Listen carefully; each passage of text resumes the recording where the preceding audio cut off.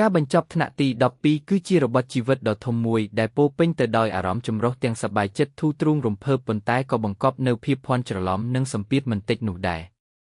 ខាងក្រោមនេះជាទិដ្ឋភាពទូទៅនិងសារសំខាន់សម្រាប់ប្អូនដែលទើបតែឆ្លងកាត់ដំណាក់កាលនេះ 1. អារម្មណ៍និងការពិតជាក់ស្ដែងបន្ទាប់ពីចប់ទី12ធូរទ្រូងពីការប្រឡងតែចូលដល់គូសម្ពាធនៃជម្រើសការនៅរៀនមានតែការវិភាគនិងគោលដៅប្រឡងឲ្យជាប់តែពេលចប់ភ្លាមសំណួរពិបាកបំផុតចាប់ផ្ដើមលេចឡើងតើគួររៀនជំនាញអ្វីរៀននៅសាលាណា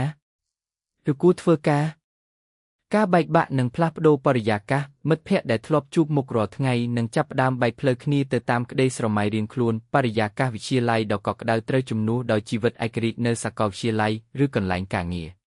2. បញ្ហាប្រឈមចម្បងដែលប្អូនជួបប្រទះមិនទាន់ស្គាល់ខ្លួនឯងច្បាស់មិនដឹងថាខ្លួនឯងពូកែខាងណាឬចូលចិត្តអ្វីពិតប្រាកដ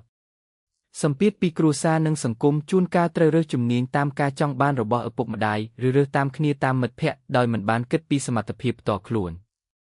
បញ្ហាថវិកានិងទីកន្លែងរស់នៅពិសេសសម្រាប់ប្អូននៅតាមខេត្តដែលត្រូវផ្លាស់ប្ដូរមករស់នៅនិងបន្តការសិក្សានៅទីក្រុង 3. ដំបូន្មានសំខាន់សម្រាប់ប្អូនជំនាន់ក្រោយកុំទាន់អាលភ័យស្លន់ស្លោប្រសិនបើអ្នកមិនទាន់មានផែនការច្បាស់លាស់100ជីវិតក្រោយទី12គឺជាការស្វែងយល់និងសាកល្បងរៀនស្គាល់ខ្លួនឯងសួរខ្លួនឯងនៅសំណួរ3យ៉ាងតើខ្ញុំពូកែអ្វីតើខ្ញុំចូលចិត្តធ្វើអ្វីតើជំនាញនោះមានតម្រូវការទីផ្សារការងារកម្រិតណា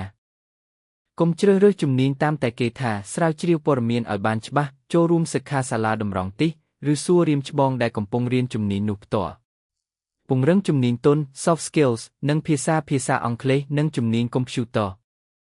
ជាស្ពានយ៉ាងសំខាន់រៀនទំនាក់ទំនងបង្កើតបណ្ដាញទំនាក់ទំនងល្អនិងចេះគ្រប់គ្រងពេលវេលាលទ្ធផលប្រឡងមិនកំណត់វាសនាទាំងមូលទេទោះបាននិទេសអ្វីក៏ដោយវាកាន់តែអាស្រ័យលើការខិតខំនិងការសម្រេចចិត្តបន្ទាប់ពីនេះ